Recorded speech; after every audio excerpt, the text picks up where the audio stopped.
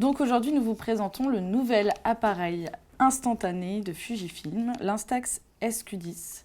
Donc il présente deux particularités. Il est mi-argentique, mi-numérique. C'est un appareil photo hybride. Il est aussi compatible avec le nouveau format carré de Fujifilm, l'Instax Square, qui a été présenté à la Photokina 2016. Il ressemble un peu à un appareil photo imprimante, comme le Polaroid Snap Instant que nous avons déjà testé. Donc le SQ10 permet d'enregistrer ces fichiers numériquement et d'imprimer sur du papier argentique.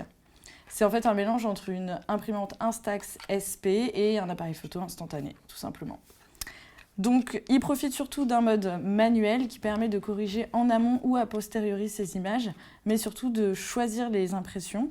Cela évite le gâchis du papier et c'est finalement ce qui nous plaît le plus. Donc le mode manuel permet de régler la correction d'exposition, d'appliquer du vignettage et des filtres du style Instagram, dont un mode monochrome qui évite de racheter du papier instantané monochrome. Le SQ10 intègre un capteur de 3 millions de pixels environ. Il génère des fichiers de 1920 par 1920 pixels. Ce sont des fichiers qu'on va pouvoir utiliser pour les réseaux sociaux au maximum et donc pour imprimer sur cet appareil, mais ça va être à peu près tout.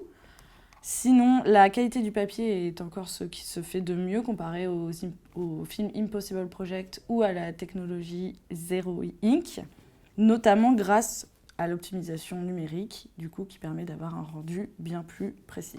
Petit plus, le SQ10 est doté d'une focale équivalent à un 28,5 mm, d'une ouverture lumineuse f2.4 et offre une distance de mise au point de 10 cm minimum.